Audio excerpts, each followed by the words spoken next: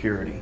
That's one thing we'll talk about. We'll talk about just a real quick power supply.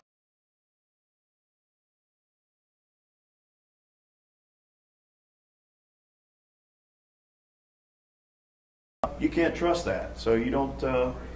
You have to have a way to trust that a message hasn't been altered. Authentication, that's assuring that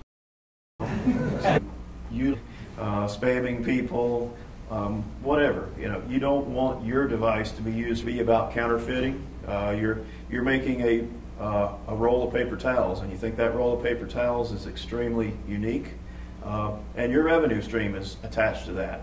So you don't want the guys down the street putting their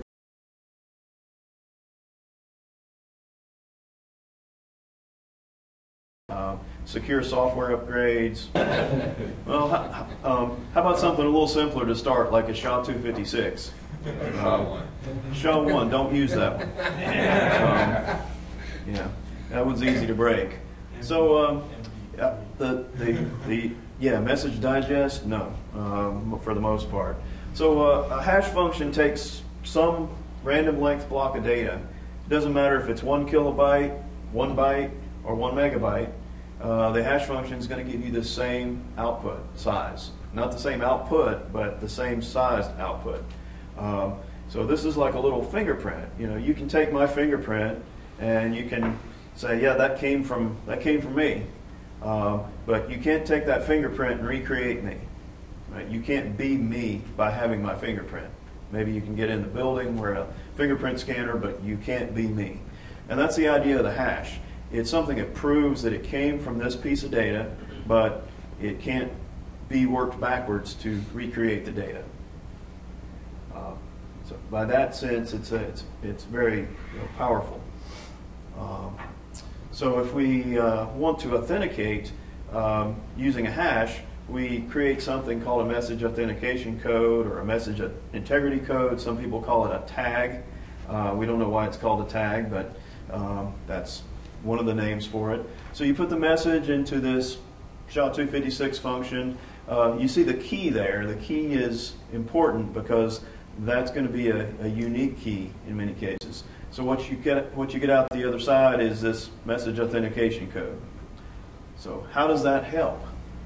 Well, if you are doing the symmetric cryptography, use a single key for both encryption and decryption. It means everybody has the same key. That's an important thing. This applies to the hash function. It also applies to some of the cryptographic encryption and decryption functions. So if I want to use a hash function to prove that something came from somebody I trust, we'll talk more about trust. Who knows Alice and Bob? Alice and Bob, the original power couple of security and cryptography. So we have a shared key that both Alice and Bob have in their possession. So if Alice wants to authenticate a connection with Bob, they want to know they trust each other. They want to know they both have the secret key.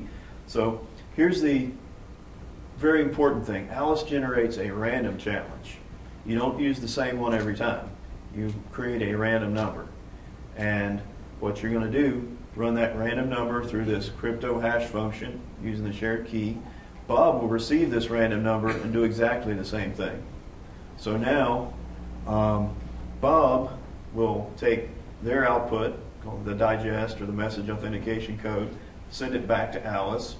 Alice will compare it to what she got, and now you know that, or Alice knows that Bob is someone she can trust because he has this shared key, if this result's positive. If this key is different, or he doesn't have this key, you're not going to get the same digest back. So you say, I don't trust you, I'm not going to talk to you. So, symmetric authentication in a real-world system. This is authenticating a battery. So you have a battery in your laptop, notebook, computer, tablet, whatever it is. This is where it gets a little bit into the logistics of actually producing this device. This hardware security module is something that sits on your production line.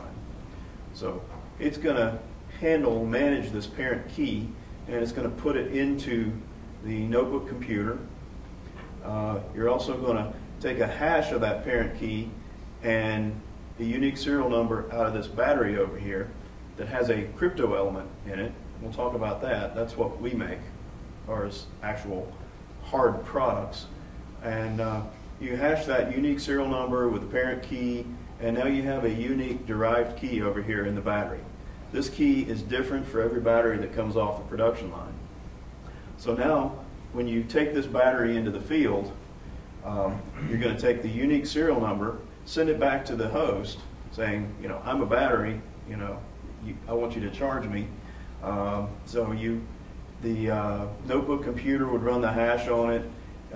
It would come up with the derived key, and now the host can take that derived key, run another hash on the random challenge sent by the, well, inside here. You also send the same random challenge over here, and finally this output gets sent back here, and you're doing an authentication. You did an authentication on a battery that used a unique serial number, a unique derived key in every battery, and you were able to prove that this battery was manufactured on your production line.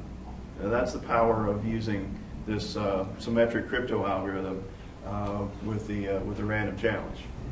When the batteries, each battery have to have the same key? Each battery has the same key. Let's see. So if you're here, you get the derived key that's based off of your serial number. So you don't have the same key in every battery.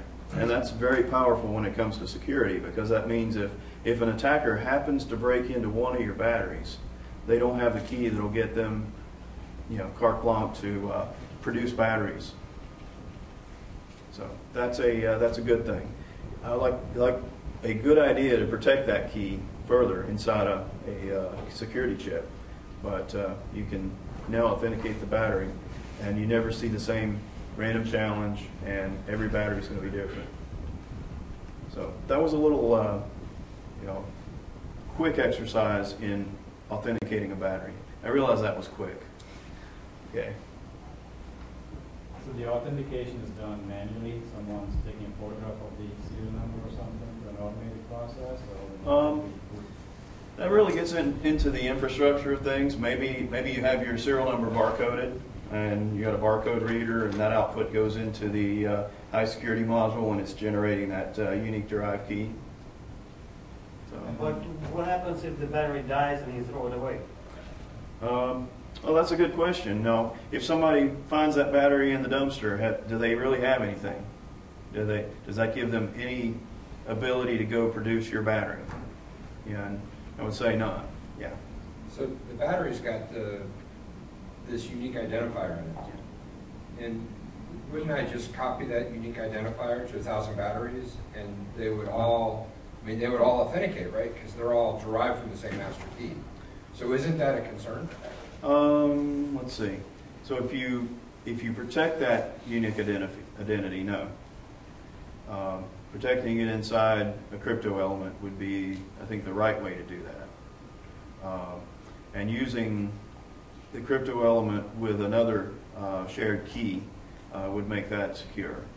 But couldn't I just tap the line between the laptop and the battery and listen to that communication and pull the key out? No, I don't think so. Let me move on, and we'll hash that out, so to speak. So let's talk about a hash for a message authentication. So same thing. Alice generates a message for Bob, and Bob stores the message. Bob's not going to do anything with that message until he knows he trusts it. So using the shared key with a crypto hash, both ends, Bob and Alice, compute the message authentication code. Alice is going to send hers over to Bob, so Bob can compare what he arrived at versus what Alice is telling him. In fact, you could send that message authentication code along with the original message. You know, it doesn't matter that it happens, you know, a millisecond later. And Bob's going to check to see if he gets the same response. If he gets the same response, now he trusts the message. He'll read it. He'll use it to upgrade his firmware in his box, whatever that message was intended to be. So that's real quick the you know, message authentication. Now you want to do this to make a device secure. If you don't do this, there was an attack published just in the last week or so with a Segway scooter. Did anybody read about that one?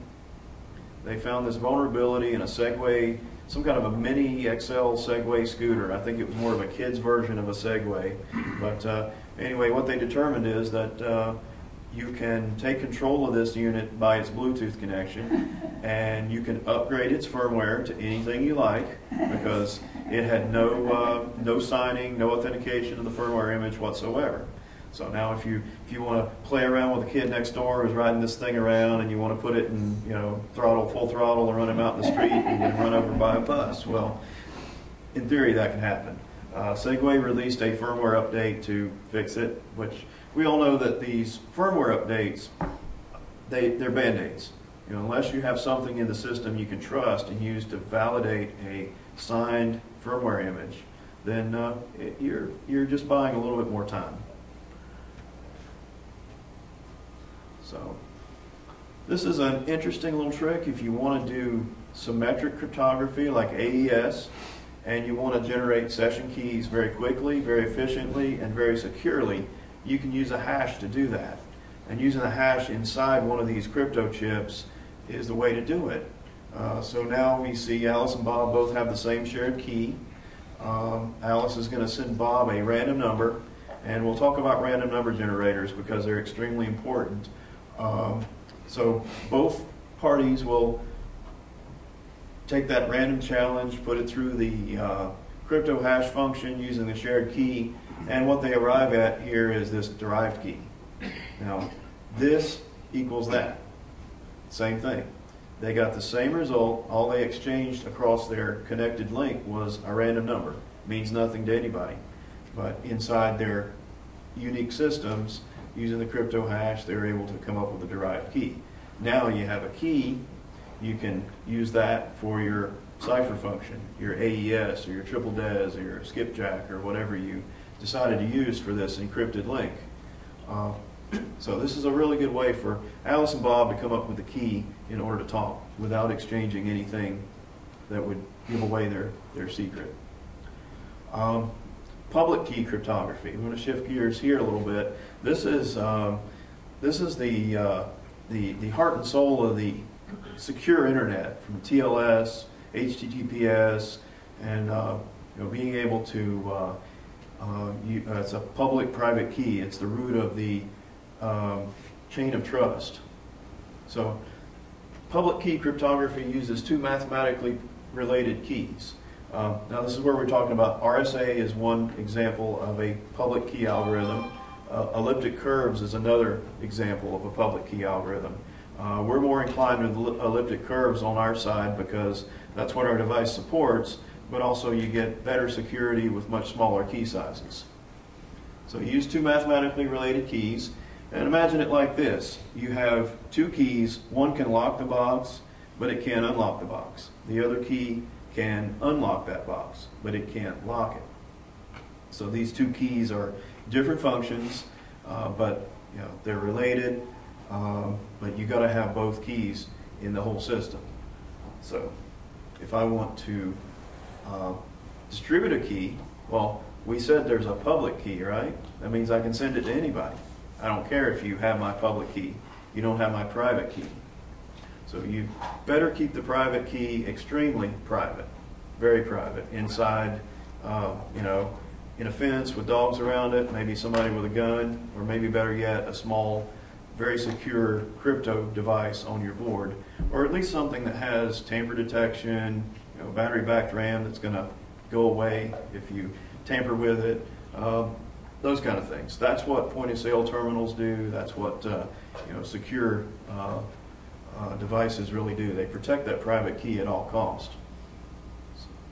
So now, if we want to do a public key exchange, back to Alice and Bob.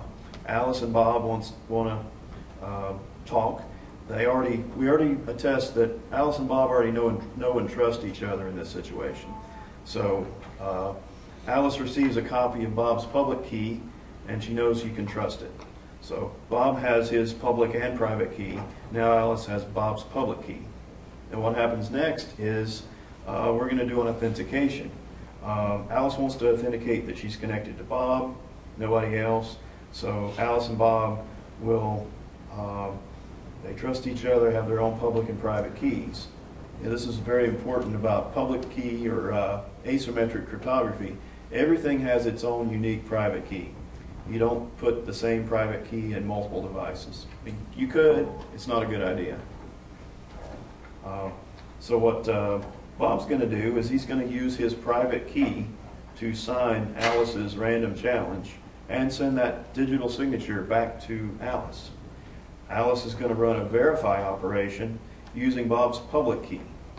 They exchanged these keys already, so now Alice wants to make sure she's still talking to Bob. So with this digital signature and Bob's public key, which he saved in a good place, doesn't have to be private because it's a public key, she's able to verify that this signature came from Bob. So a digital signature, it's not an encrypted return of the challenge. It's a signing, it's a complex mathematical function which takes the private key, a random challenge, and a unique random number to create a result. So the interesting thing is, if you were to create that digital signature over and over again, you would not keep getting the same thing, but they would still verify using Bob's public key. So very, very powerful concept if you can send different signatures and always verify them using the same public key. It means you're not sending the same thing over and over again, and that's a good thing because hackers look for the same thing over and over again. And the verify is not a decryption. So again, it's another complex mathematical function, and its only goal is to determine if the sender's private key was used in creating the digital signature. So more accurately, a digital signing looks like this. You have Alice sending a random challenge to Bob. Bob creates a signature using his private key and sends that back to Alice. Alice can verify that using Bob's public key that he previously exchanged with her. There's a random number going into the signing process, and that injecting that randomness gets away from something called a known plain text attack.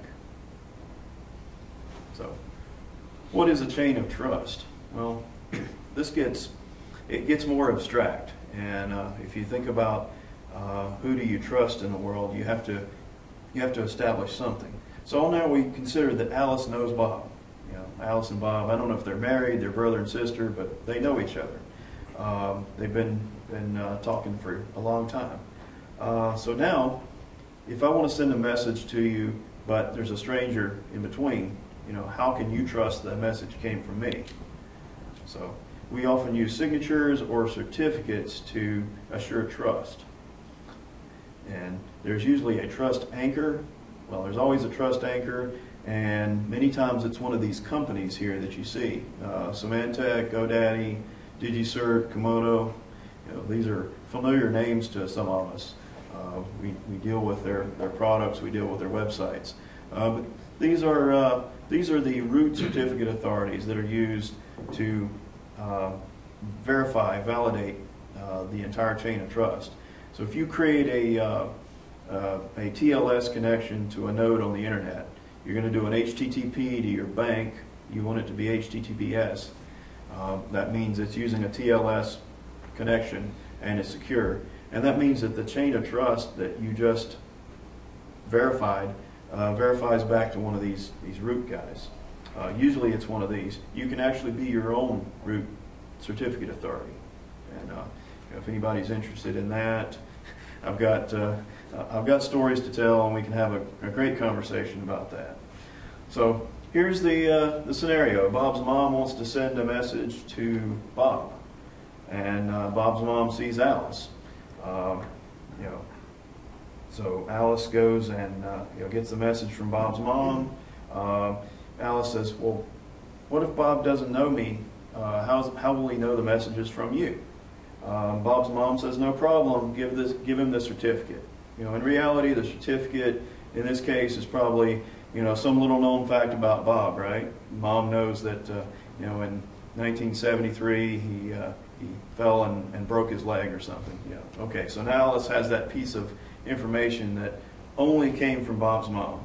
Absolutely. So she's carrying the certificate. Now Alice shows up with Bob, message for Bob. Probably Bob says, who are you and what have you done with my mom? He doesn't know Alice in this case. So Alice says, oh, sorry, I'm Alice. I have a certificate from your mom, so you can trust that this message is genuine.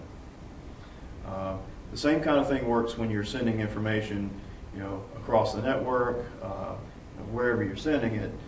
If it is signed with this digital certificate, then you know it came from something that you can trust. So this is an example of message authentication. You can imagine Bob's mom could have given Alice a certificate of identity authentication, directing Bob to trust whatever Alice says. So a certificate has a bunch of stuff in it, a bunch of data. One of the things, versions and serial numbers. There's an algorithm ID for the signatures, and that may be ECC, it may be RSA, different variants of those. Could even be a SHA-256. But there's different algorithms that are used in creating digital certificates.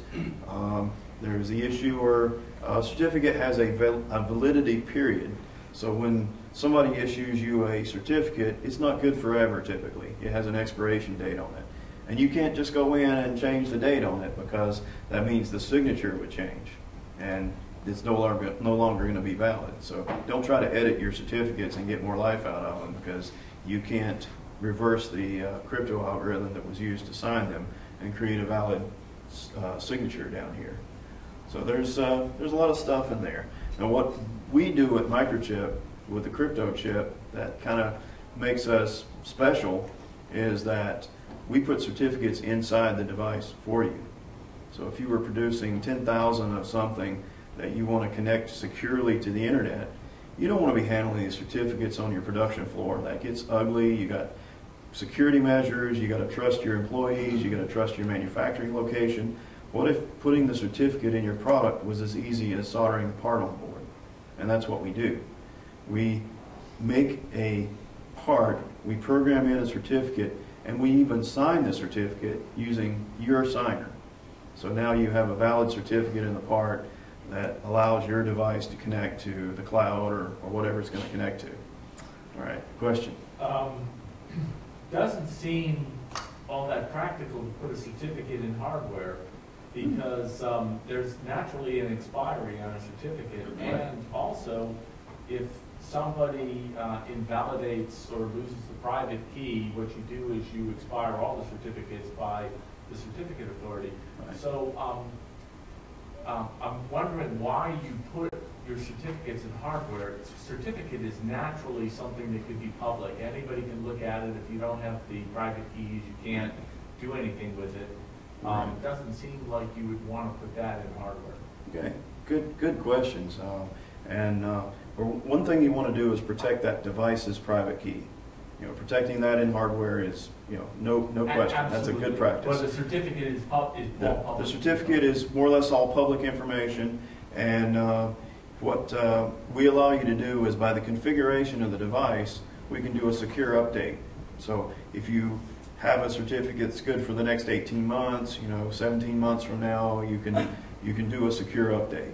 So that involves additional keys and crypto algorithms, but you would be able to authenticate yourself to the device as they, whatever's going to push the new certificate in there, and put a new certificate into the device. And I noticed when you described that, you said we. And I just wonder who we is. Is we the person who's the owns the device, or does we have something to do with Atmel and Microchip? We wouldn't do that as Microchip. Okay. That's typically what the company that created the product and supporting it in the field. You know, this Okay. is, you know, this is. But still, so now there's, I guess one of the things in security that I always find interesting, I'm sorry to digress, but this chain of trust only survives if you're not trusting a giant company, right, or whatever. So now if you're asking somebody else to update your hardware, it falls into like the same box as, hey, I want to use this battery, but it won't authenticate because somebody has expired the certificate on it. Right. You know, Right, and yeah, if you know, you would have a problem there, I think, if the company went out of business and your certificate expired, right, without putting anything new in there. You know, Amazon uses this in their dash buttons. You know, they use it in many of their connected devices. They actually use our devices. You know, we don't think Amazon's going anywhere. So it does become a matter of who you want to do business with, who do you count on being around for, you know, after your certificate expires, right? Why, maybe to add to this, why would you use a certificate rather than leveraging like an HSM? Well, the HSM is part of the process. So do you want an HSM on your production floor? Maybe you do. Do you want to have to take an HSM and put it in a production facility in another country? And do you want to have multiple HSMs because now your product has gone from 10,000 a month to 100,000 a month, and you had to bring on 5 new manufacturing lines? That means, you know, 5 different HSMs. That's actually a good thing with chain of trust, because if you did your homework ahead of time, now you have a root certificate authority. You have multiple signers that are signed by that root, and you could just create a new signer and deploy that to the next production location. You know, and that's normally how it's done, and one of the reasons why it's done. That when you have a root certificate authority with multiple signers, then you can send those to different places. But if you really want to scale this thing, you don't want to have to secure a manufacturing location. You don't want to have to put the HSM or, you know, put a server in a steel box and ship a German Shepherd with it to every manufacturing location. Then pre-provisioning of certificates in a piece of hardware becomes a really good idea. So this is the ink cartridge example. Ink cartridges used to be all authenticated using symmetric algorithms like SHA-256, and there were companies that did an awful lot of work figuring out what the keys were or how to break the hashes. You know, probably you broke the SHA-1 ones pretty easily. The SHA-256 was a little tougher. But you know, suppose you're in the ink cartridge, you're in the printer business, and you want to have both yourself and some trusted partners making ink cartridges for you, and you want to keep out the clones. Well, you don't want to give everybody the same secret key, so let's use a chain of trust for that. So as the OEM, you know, say this is Lexmark, Hewlett-Packard, Canon, whoever it is, you have a private key and public key, and you keep that in some kind of a secure place, this authority module, HSM.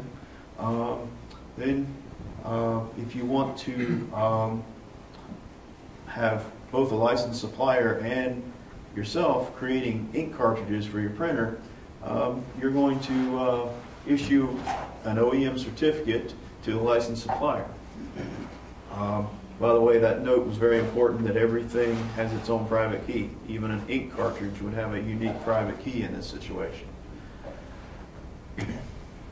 So if the licensed supplier has your OEM certificate, then it can sign certificates in the ink cartridges. Likewise, well, one of the things that has to go into the ink cartridge, you've issued the OEM certificate. The OEM certificate goes into the ink cartridge as well. So by having the licensed supplier certificate as well as the OEM certificate inside the ink cartridge, the processor that attaches to this can validate the chain of trust from the device to the licensed supplier to the OEM. So And that's what we're going to see here. So in the actual use case, the printer wants to make sure it's talking to an authentic cartridge. So first of all, it's going to verify the OEM certificate using a ECDSA, Elliptic Curve Diffie-Signature algorithm, verify, using the OEM public key, which is inside the printer. Next, you're going to do the same thing with the licensed supplier certificate. You're going to verify that. Finally, you're going to verify using the device private key. So now you've verified the OEM, you verified the licensed supplier, and you verified the ink cartridge itself. So now as the printer, you're gonna talk to this. Now, it seems like a lot of steps, right? A lot of steps, a lot of stuff. I'm going to jump right through this because I want to get done here. Yes? Is that why those ink cartridges are so expensive? And I guess my real question is, how much does this cost? The cost of this is actually very minimal, and I'll have the conversation about how much value this brings to your product and your production flow, having a pre-programmed crypto device versus having to manage all this yourself. It's advantages in terms of security, as well as the flow of the manufacturing process, the time it takes to inject keys on the manufacturing floor. In high volume, these little chips are less than 50 cents. High volume, probably much less, but nonetheless, it's not an expensive add-on to the product, and it's a very high level of security. How good are you guys at creating random numbers? I mean, because your random number generators is, even Apple's had problems with it on their phones. It's been.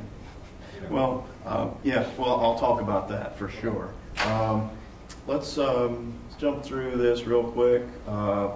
So if you want to verify that a file came from Alice, you got to validate its digital signature. And I'm going to jump through that kind of quick. So let's see. So you can achieve confidentiality with public key. This is not the way most people do it. So I'm not going to do it this way. Most people use something called an elliptic curve Diffie-Hellman, ECDH. Diffie and Hellman were two cryptographers that came up with this way of exchanging nothing secret between two entities, but being able to come up with the same shared output. And they do this by exchanging public keys. Because in this system, the public key, the private key are mathematically related. This goes back to the associative property of multiplication. And by doing this, you can multiply your public key, which you gave me, times my private key. You can multiply my public key times your private key. This is a fancy dot multiplication. These are huge numbers. But you come up with the same output by doing that. And that shared secret, that output, can be used as the crypto key for AES. So we figured out how to come up with the same key. We didn't exchange anything in the clear that would give anybody any clue what we're going to come up with. But we came up with a shared secret. This is the heart of TLS. We call this the pre-master secret in a TLS session. So we have that. So now, if we want to put this in action, Alice is going to sign a piece of plain text, create a hash, sign it using our private key, send it, put it in the envelope ready to send. Likewise, you're going to take that same plain text, you're going to encrypt it using AES. It's a good choice, using this shared secret that we arrived at through the Diffie-Hellman process. So Bob calculates the ECDH shared secret. He comes up with the same thing. So then again, Bob can take the message, decrypt it. He can check the signature, see that it's valid, he trusts it, and you just had a secure exchange of information. So there's also something called ECDH. It's ECDHE, which means ephemeral keys. Ephemeral means short-lived, so you don't use the same key over and over again. You change the keys out as often as you think you need to, depending on maybe the speed of data transmission, the amount of data being transferred. But that's just a term to know for now, ephemeral, yeah. Elliptic curve, people might not know that it's new, or relatively speaking. It was licensed for it's been around for a long time, but it had, patent protection, and so it was expensive.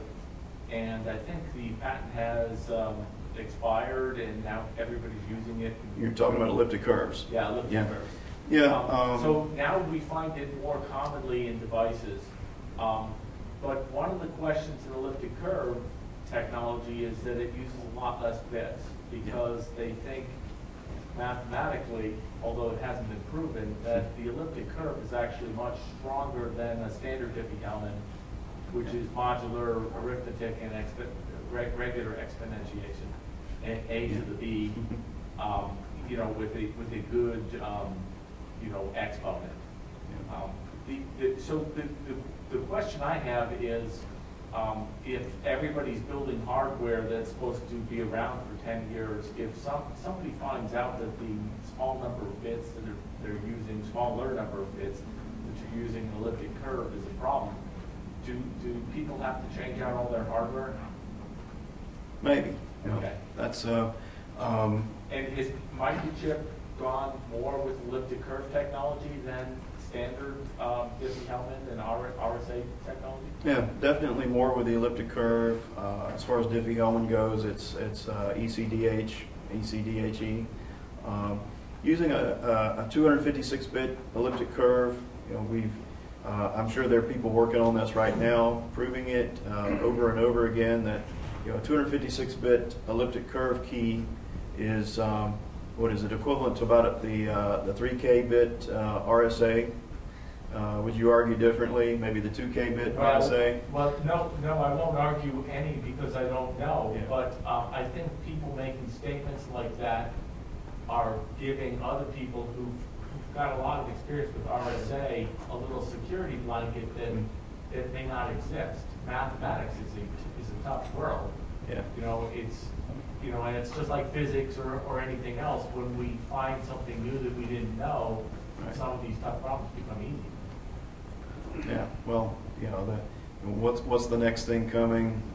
Is it going to be any worse for elliptic curves than it is for AES, than it is for RSA? If the quantum computer happens, what does that mean, really, as far as cryptography as we know it? One of the things that you got to do is use ephemeral keys and change keys out often. So even if somebody figures out the key, the data's already gone. You figure out the key, but the data's already been transmitted and erased from this location, and now you got to go chase it over there. So there are some safeguards, and that's make the key short-lived. And what an attacker is going to attack this thing with a computer that's going to burn an immense amount of electricity.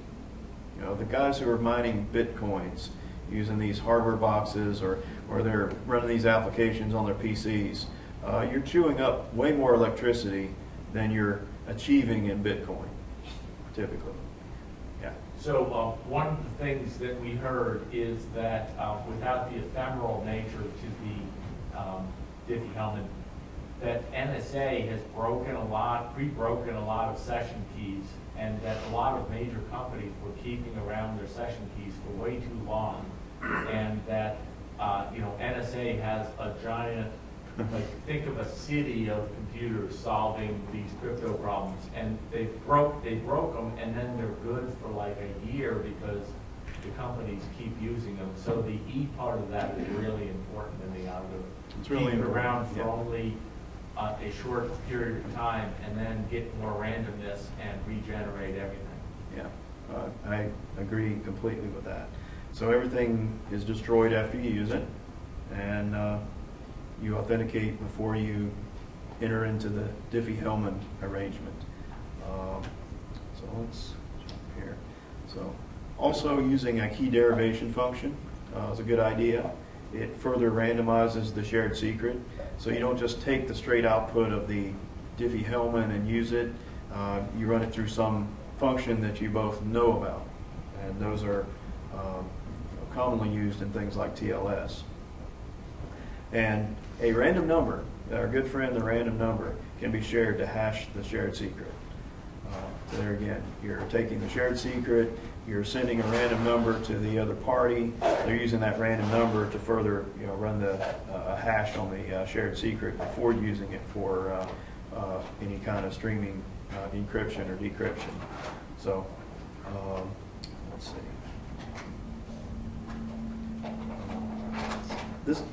This slide's kind of important because AES, it's a great algorithm. You got to use it the right way. Most new uses of AES are going towards something called the mode called AES GCM, and GCM is a encrypt and sign operation in the same step, which makes it handy. It makes it energy efficient. It makes it a nice, neat package. But there's some modes of AES that are arguably very insecure. If you take a block of data and you dump it through AES, your output's going to look different than the input, but it's not going to be completely, void of any artifacts of what went in. What you want to do is the first thing in an AES operation, you have something called the initialization vector. Initialization vector needs to be completely random. This is another good reason to have a real random number generator. So this is like priming the pump. So what comes out the other end, if you didn't prime the pump, you're always going to get the same burst of air out the other end, right? So if you prime the pump with some random data, you get the AES engine initialized before you put the real data in. So back to Jeremy's question. Yeah. Random number generators? Yeah, how do you get good randomness? Well, how much would you pay for the best random number generator on the planet? I mean, what's that worth to a cryptographer? Well, here we go. It's not susceptible to a power attack. Yeah, not susceptible. So the high entropy random number generator, and I finally got to this slide. There is one in our device, and it's a very, very good one. And if you want to prove it, you can go run gigabytes of random data. You can run it through your entropy analysis program, and you'll see it's very, very good. And say, how does it generate the entropy? There's a noise source. Now, I don't know the details of the noise source. I don't know if it's molecular motion. I don't think we put any radioactive elements in there and measure atomic decay. Although that's a way to generate random numbers. It's a microphone in Times Square. Yeah. So we do it outside of any outside regulatory agencies. You start out with a noise source, and how many people know about FIPS, Federal Information Processing Standards? So there's a 800-40 A, B, and C, right? There's these three parts of generating random numbers. First part is you start with a noise source and think, well, it's a noise source, it's random, right? Well, not really. Can it be influenced? Maybe. Can you put it in a freezer? Can you heat it up to 100 degrees? Whatever you do to it, does it change the output of the noise source? It probably does. Say it's a diode. If you got a diode that's biased in a way that it generates noise, it's not going to be linear from every voltage, every temperature. It's going to vary some. So that's part one. Part two is a data whitener. So you take that noise and you run it through some crypto algorithm that now takes whatever noise you started with that may be confined to this part of the spectrum, and now you spread it out so it looks random and uniform over the whole range. Now you want a high quality noise source, don't get me wrong. If you start with a bad noise source, it's not going to be as good. So you want a good noise source. I can sit up here and talk, and I'm a random number generator, right? So then you whiten the data. The final step that, that NIST and FIPS requires or recommends is a self-test. And I can tell you, we have a new device coming out just in the next month or so that's going to have a built-in self-test on the random number generator. This is really cool because it's not testing the final output, it's testing the output of the noise source. So you do run a statistical analysis on the noise source of the random number generator. Make sure that noise is good enough. You know, it's going to meet cryptographic quality output before it goes through the data whitening phase. Now you have a very good chance that random number generator is doing its job, it hasn't been tampered with, and the output's going to be really good. Okay, so if it determines it's not good enough, it just doesn't let you transmit. It'll give you an error and you try again. And if you keep getting errors, you got to assume, well, you know, I've been hacked, right? You know, something bad has happened to my random number generator. It's failed and it's just sending out all ones now, which is not, you know, that's happened. You know, how do we generate random numbers? You know, real world examples. Are you using software algorithms? Using yeah. I mean, you got to seed that thing. My favorite random number generator story is my daughter was in algebra class, and they all got these fancy TI calculators, and their lab was to create 10 random numbers using the random function on the calculator and plot them. Well, this whole classroom of kids, they break out their fancy new calculators, they're excited, and guess what? Every student in the class came up with the same 10 random numbers. So just meant that TI was just sending a, you know, it was a sequence of numbers and seeding it. Yeah. To be fair, the calculator probably required an initialization procedure that people didn't follow. Exactly. Just to seed it with something other than its starting initial value. Hitting start, right.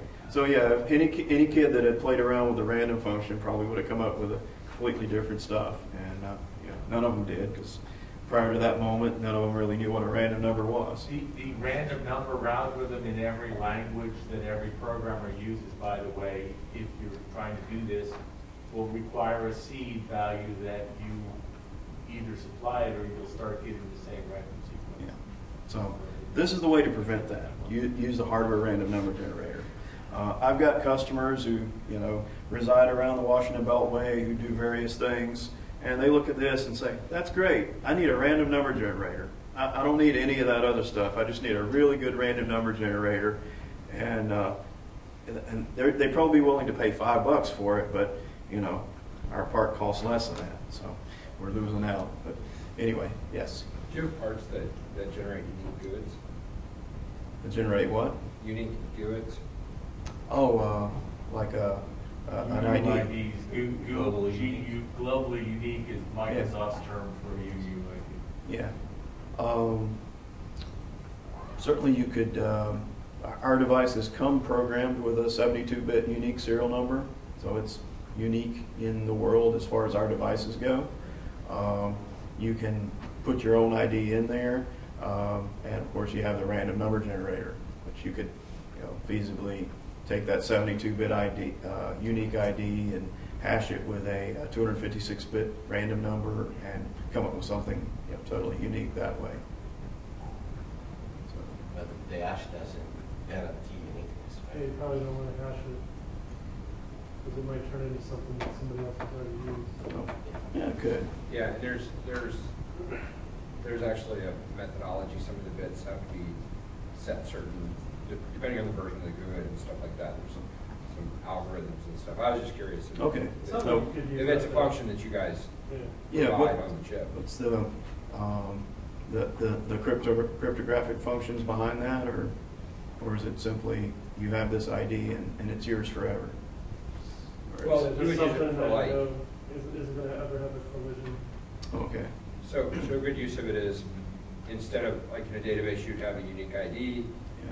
You get, when you insert a row into a database, instead of using a unique ID, you can use a GUID, and you can generate that on the front end and have a uniqueness on the front end before you hit the database. So it allows you to have a uniqueness and have a unique identifier Okay. prior to going out. And to communicating with any device, you can generate it on the front end instead of what we normally do, which is generated on the back end.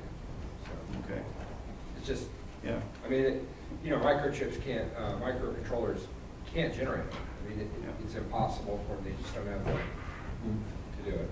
Okay. So it requires some hardware or a really Well, and just, higher powered processor. well, just a real good random number generator. Okay.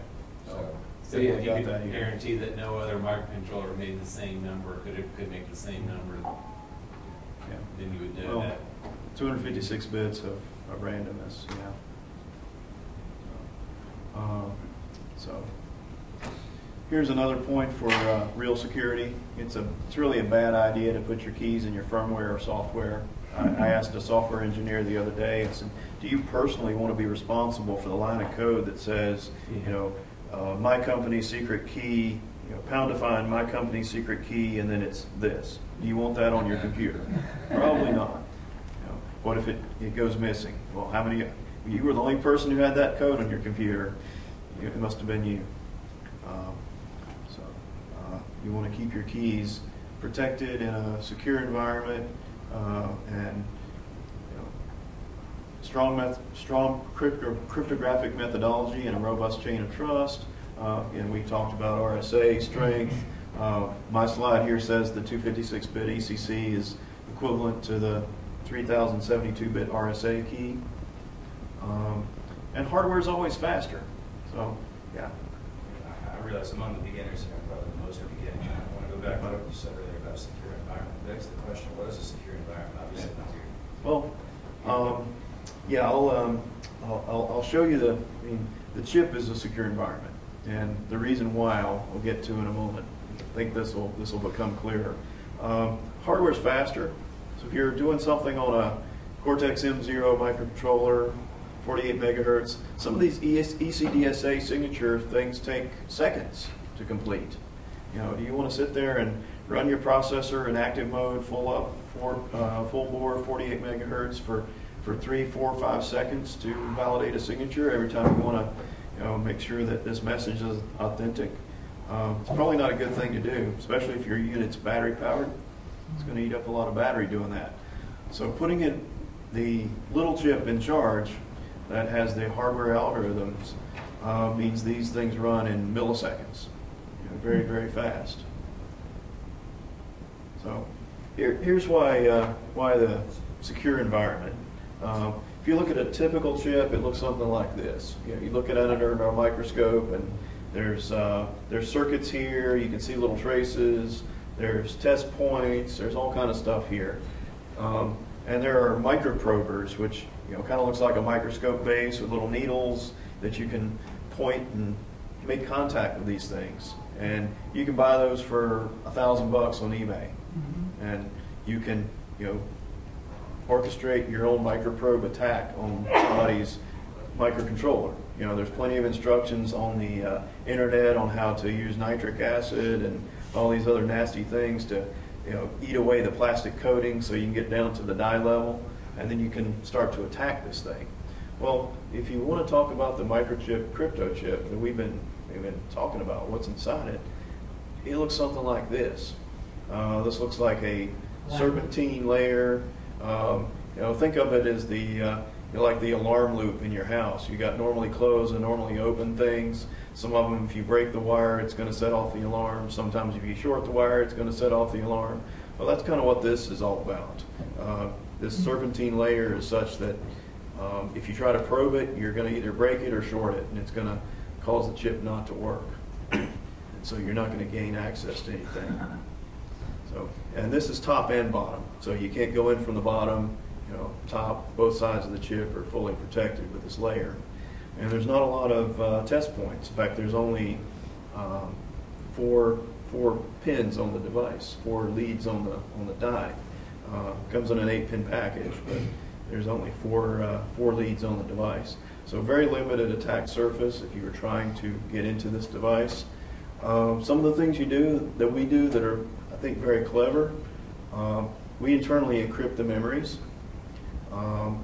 Information is, this is interesting because if I happen to get away that entire layer and figure out that in this one unique device that's sitting under my microscope that there is a key and it's located up here in the upper left-hand corner of the die. If I get to the next part like that, that information is not in the same location. So it's internally, uniquely encrypted for each individual chip. So we managed to pull that off in manufacturing, that every one of these chips that comes off of our manufacturing line is unique. Data is moved around. It's not going to be in the same place. So if you break one, you haven't broken them all. We don't think you're going to break one. But if you did, that's why you're not going to break them all. There's also things like power supply monitoring, temperature monitoring. So if you try to operate this thing in an out-of-bounds kind of condition in hopes of making it do something that would give you a clue as to what the keys are, it's going to stop operating. Well, so can your power supply tamper protection detect monitoring of the power of the device? Because a power attack on a crypto circuit is all you're doing is monitoring the power utilization during an encryption or decryption. So you're talking about differential power analysis, side channel attacks. Power analysis. And there are, there's no, we do protect against that. So you protect against that not by detecting, but by randomizing all the operations. So there's nothing that's, you perform the same operation 10 times, it's not going to look the same from a power analysis perspective. You got randomized power signatures. Do you actively protect against atomic attacks? Yes. Okay. Yeah. So actively protect against these side channel things. There's been cases documented where somebody puts a reader underneath a glass coffee table, you put a phone down on it, which has ARM's trust zone security in its processor, and they're able to, using power analysis or emissions attacks, they're able to figure out the crypto algorithms in that phone. And that's pretty scary, that you could do that kind of thing. And it's because the trust zone means that it's executing in a secure environment. It doesn't mean it's secure. It could be noisy. It could be done in such a way that it's vulnerable to these kind of attacks. So anyway, security words in the industry don't necessarily mean security. So this is designed to defend against a multitude of attacks. Would it be possible to make it module such that, like, in 5 years people figure out how to hack that TPM? Yeah. You want to replace it, but just replace the TPM and not replace the rest of it. Could you make it like a card or something that you? Yeah, not being removable is a good thing, but could you have an upgradable, pull out one module, put in another one? Yeah, I think that's feasible. That you could do something like that. That in and of itself is a problem, though, Dan. Yeah. Just like you said, because if it's replaceable, then the hacker can bring their own TPM to your device. Yeah. And you wouldn't want that. Yeah, this is my Raspberry Pi 3, and there's a funny little board over here with a battery on it. So that's actually a partner of ours, a company called Zimbit, and they make this security module for the Raspberry Pi. It has our crypto chip on it. It also has one of our microcontrollers on it. And the battery, of course, is a real-time clock function. So timekeeping is good. That way you can timestamp things. You make sure somebody's not replaying messages. Gives you the ability to track things and keep track of time and not have things used over and over again. The crypto function, you see, what they do in this thing, you can read about them, but they take a unique ID in the module, they tie it to a unique ID in your SD card, and also the unique ID MAC address in the Raspberry Pi itself. So now you have three things that are tightly married together using cryptographic algorithms. And this is a pretty good security solution for a Raspberry Pi, which I would argue is one of the least secure things ever created. You can pull the SD card out and put a new one in and you know, pretend to be anybody on the planet. Now, could you pull the security module out, pull this out? Yeah, it's not perfect, but if you put this in a steel box, you protect it. Yeah, there's tamper detect inputs on this ZIM key, and you can protect against those physical attacks. Physical attacks, the hardest thing in the world to protect against. So let's see, where does that put us? So finally, yeah. Yeah, sorry. When Kent was here from Microsoft, he was talking about their research center was building a TPM so they could securely do things like over-the-air updates and things like that. Why would they build their own instead of just buy yours or someone else's? I don't know. You would think that they would stick with one of the standard vendors with TPM. So I don't know. Another similar question. I understand currently in Unix world we use the keys, and even for the web application world we use the server certificate, but we do not use the microchips like that. So looks like something similar. So is your more like for the smaller device? Yeah. Without a full OS? Yeah, exactly. This is a security solution that's really geared toward the smaller devices, toward the end nodes. Okay. You know, like you said, typically you have a server certificate, but you don't normally have something on the other end. Well, in this case, you could have something on the other end, and you can do a mutual authentication of the server and the end device. So by having this chip, a TPM, by the way, that's like a $1.50 kind of chip in high volume. This chip is a third of that price. And this is because you've really trimmed it down to just the secure storage, the random number generator, and the crypto algorithm. And this is what goes on in there. We talked about protecting the private key and being able to use the private key but never give it up. Well, the private key would sit in one of these 16 slots, and that slot would have a configuration associated with it. The configuration would say no access. That means I can't tell the device to tell me what's in that slot. It's been locked away. But I can use the contents of that slot with the cryptographic engine to generate output. So perfect scenario for digital signatures. So I want to protect the private key. It's here. It never comes out. But I have this ECC engine, and I can internally inside the chip, behind those serpentine protected layers and all that logical security and security against attacks, inside that boundary, I can use that private key securely with this algorithm to do digital signature generation. And I can use any of these other slots for, I can use those for SHA-256 hashing. I can use them for signature validation.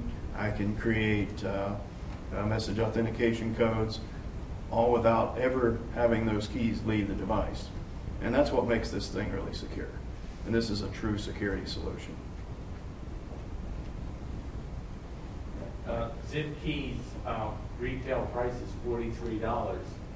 We're hoping that'll come down a little bit. That's more than the Raspberry Pi. Well, I mean, it's going to need to. I agree that you can probably make a chip for like 50 cents in production, but until it gets dropped in somebody else's die or module pack or whatever, it really isn't going to make the scene until it's a lot less than $43 for a production device. Well, let's just say in your industrial IoT application, the value of this Raspberry Pi is $100, even though you only paid $39 for it.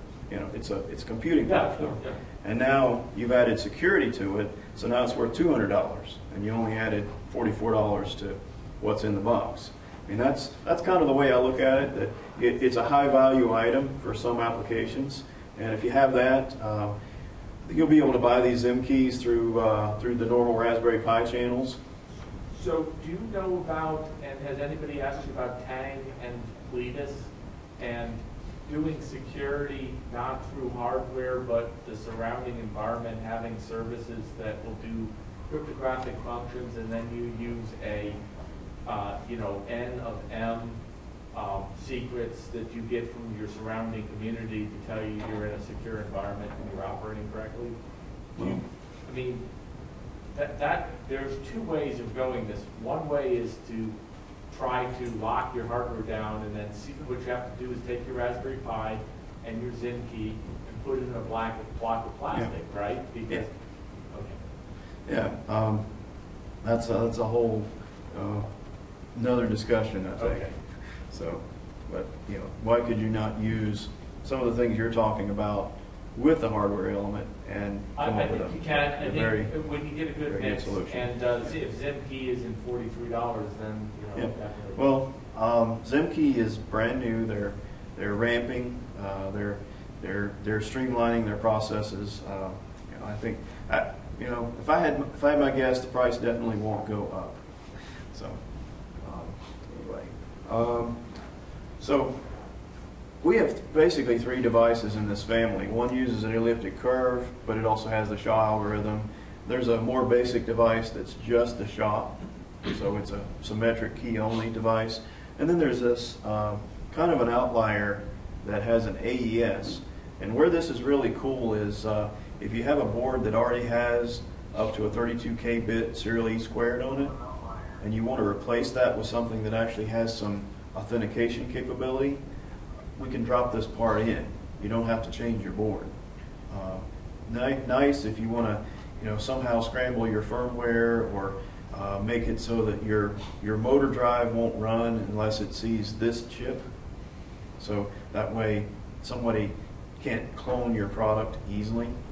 It raises the bar. So it's not a perfect solution, but it's a great idea for somebody who, you know, figures, I'm getting knocked off, I'm losing revenue, I want to do something to stop the bleeding, put this part on the board with some authentication and make some firmware changes, and now you have something in the system you can trust. You can attest that that firmware image is yours, it's signed, it's valid. There's a lot of good uses for that. But this is just kind of a zero risk approach for a customer who wants to implement some kind of authentication within their board. So, going to talk a little bit about microcontrollers. Notice this is our 32-bit microcontroller portfolio, and the majority of them have some type of crypto and security features. This is a product we've had in production for about 2 years now. It's a Cortex M7. This is a microcontroller running at 300 megahertz out of flash. It's very fast. And it also has a hardware AES engine, as well as a random number generator and a SHA algorithm for checking the integrity of messages and also checking the integrity of the code that's running on the part in real time. This is our newest one. We announced this today, so this is brand new. This is a Cortex M4 with floating point, runs at 120 megahertz, kind of a mainstream 32-bit processor for today's world. This is called the SAM D51 or the SAM E54. If you have a need for that, the E family has CAN and 10100 Ethernet built in, but you notice all the crypto functions here, security functions. This part actually has tamper detect inputs, so it can detect if somebody's gotten into your enclosure, you know, through a switch or a mesh or a read switch or whatever you use, and it can take action in the battery backed up domain. It can erase keys dynamically for you. It can also maintain a log of tamper events and timestamp them, things like that. So this really starts to be a really nice little security solution, not necessarily requiring the other hardware piece that we've been talking about, the crypto chip. There's other value in that, and you know, I can talk for 3 hours on that, but we're not going to talk about that right now. The real value in that becomes in protecting your ecosystem, not protecting the device itself. But this is a great part. I got to talk about, you know, I've been playing around with this on a development board some, trying out some of the software examples, and it seems to be a really, really nice part. Comes in 48 through 120 pin package, so it's really in a sweet spot of 32-bit processors. And it's very low power as well. Active current is extremely low. So we also have microprocessors that can run Linux with a number of security features, including RSA, ECC. up to 5,408 bits. If you don't have enough bits, Mike, you can go up to 5,408 here, as well as elliptic curves up to 1,504 bits in this particular engine. So I think that one's probably ahead of its time. We won't have to worry about that being broken for quite a while. And this also has both the noise source random number generator and then the whitening stage, which is called the deterministic random number generator. Hey, Brian. Yep. Parkland has an ESP8266 board that will receive the 108A crypto chip. Okay. Do you know if the 508 would fit on that same board? It's virtually the same thing. Is it? Yeah. Okay. Brian, can you back up so I can type the product name right now? Sure. Okay. So this is the this is the security features of the D5 part that we just looked at. Oh, okay. This is the microcontroller, which are roughly the same as the microprocessor I thought I was talking about. Oh, I wanted the one for the microprocessor. Okay. So this is, if I got a slide on that, this one. So this is the SAM A5D2. This is the microprocessor. This is the one that runs Linux, uses external memory. And let's see. I don't know if we list the crypto features, but I can guarantee you they're very close to what you just saw on the previous slide because we share a lot of the blocks.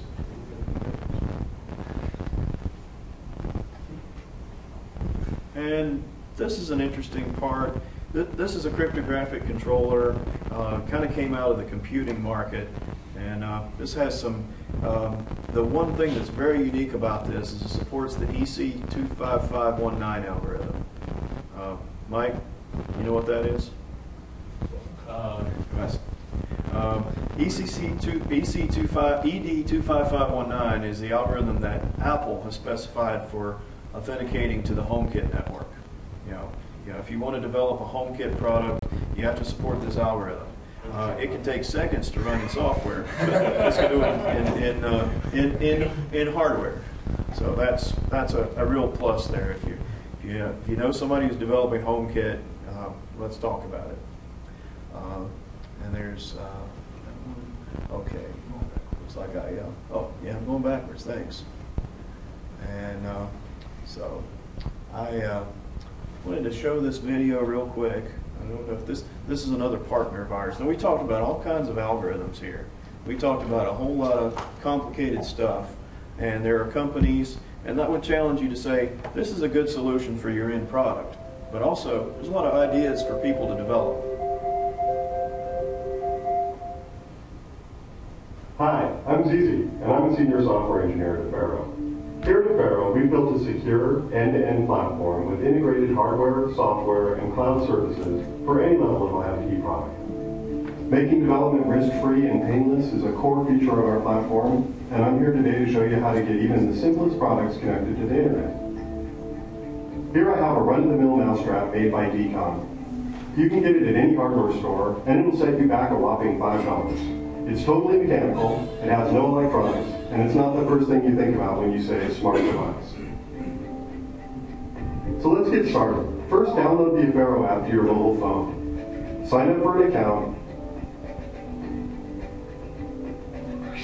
and scan the QR code from the Affero Modulo 2 development board. Giving the modulo a project name like Mousetrap1. That's how we associate the dev board to your account. No pairing procedure is required. And then just go through the usual Wi-Fi setup to get the board on your network. For hardware, we're going to take an off-the-shelf $3 vibration sensor and attach it to our modulo and a small 3-volt battery. Then we place the whole setup on your mousetrap, and we're done with hardware modifications. Thanks to the Affero profile editor, you won't have to write a single line of code to program the mousetrap setup. Download the profile editor out to your computer and sign in. You'll see on the right side panel that your modulo setup, called Mousetrap1, is ready to go. It's a drag and drop interface. Here I assign the modulo pin to the vibration sensor, and we'll call it MouseCop. Advance to the publish page, select our Mousetrap1 dev setup, and that's how you OTA the project profile. And just to let you know, you can select more than just one and OTA that profile to multiple mousetraps in one click. So what's the big picture now? Well, the customer will pick up a trap at the local store, then scans the secure QR code, which associates the trap with the user account, then turns the sensor on, sets the trap,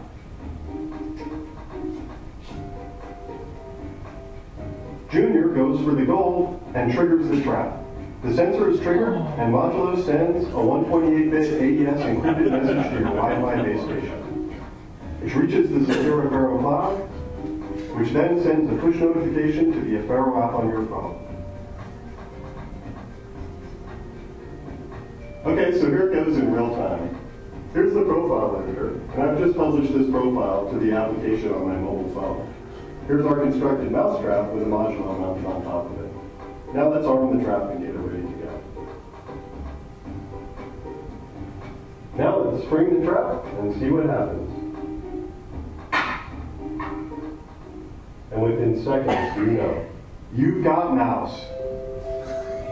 It took us a grand total of 45 minutes to make this connected mousetrap, and we've just expanded the concept of smart IoT devices to almost anything out there. And we just don't make it smart. It's point-to-point, secure, scalable, and trackable. So, what's your connected trap?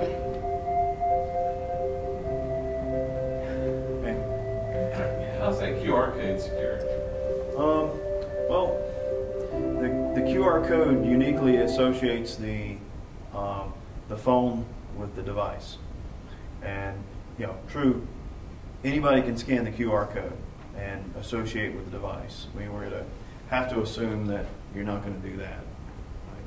And that's one of the hardest problems I see to solve in the world is if you're trying to secure something, especially if it's Bluetooth, you don't really have access to the phone. Do you trust the phone? What's on the phone? And that establishing that Bluetooth link securely, because you got to do it in a standard way that may not be as secure as you'd like. So having that physical security, this proves that I am actually here and I scan that QR code. I'm not somebody who made this up. Right? Now, could you take pictures of the QR code and send them out to everybody on Twitter? Yeah, you could probably do that. And they could scan the QR code, and it should be a one-time use. So it's uniquely for that device. Plus, you got to be in range with the Bluetooth. So I think the security risk there is kind of minimal. Affero is targeting appliances, but they're targeting anything. You'll be able to buy their development kit. In fact, we're going to sell a kit with the Affero solution on it. It has the microcontroller, which is microchip. It has the ECC 508 security chip for holding the keys. And it uses our Bluetooth Wi-Fi combo device, the Wink 3400, as the radio for both the Bluetooth and the Wi-Fi. So this is a well-done solution. The appliance world is looking at this and saying, I can make my appliance connected now with just very little effort. So it's solutions like that. What I would say is you can take this Affero thing and put it in your things and have a lot of fun with it, or you can look at what Affero did and say, man, could I do that? Could I do it better? Could I come up with a more secure way of doing it? Maybe you can. But they did the whole thing. They did the app, they did the development kit, they did the boards that go into the appliance, and they did the cloud.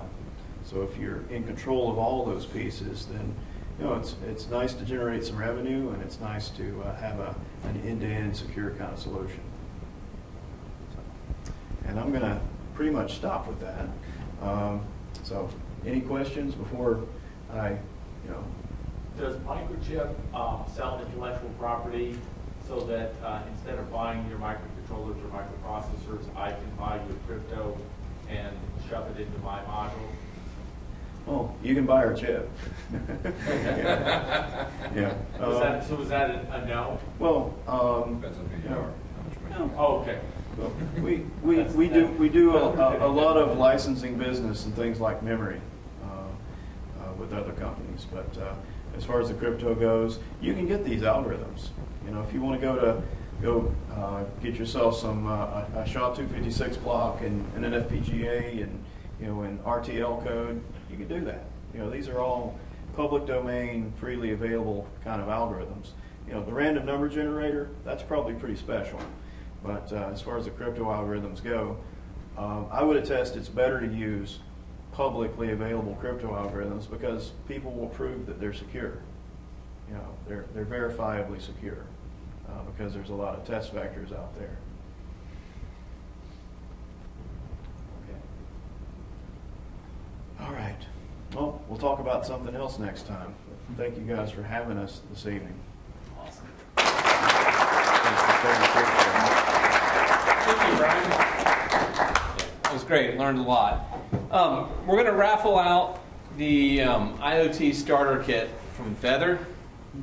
And can you give me a count as to how many people said nice things on our Instagram account? And I'll tell you 10. All right, so the random number is 1 through 10. This is Google's random number generator. I'm sure it's not as good as Microchips. 4. Vasella? Awesome. Enjoy. Microchip. What microchip product? Wi-Fi. I think the Wi-Fi's in there. I think it's a Link 1500. Awesome. I don't think it's all ESP stuff. So it says there's quality product in there.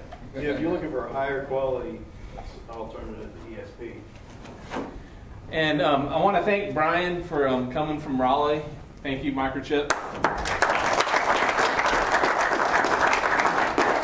And a real quick reminder, we're doing a hackathon on the 26th, and then the first Tuesday of next month is on ESP8266 with Programming Lua. And thank you guys for coming tonight. That's it. What is the Internet of Things? Is it hardware, software, or both? Well, chances are you already have it in your pocket. It might be on your wrist. Recently popular are fitness bands with accelerometers and gyroscopes to monitor our activities and heart rate. Now we have smartwatches which do all of that, play music, and they can answer messages. Smartphones and tablets have replaced maps, secretaries, alarm clocks, entertainment, and now they can control our homes, change the TV, the temperature, security, and lights all from your device. Our cars are even getting smarter with sensors to keep us safe. The Internet of Things is simply using technology to mimic the human experience and simplify life.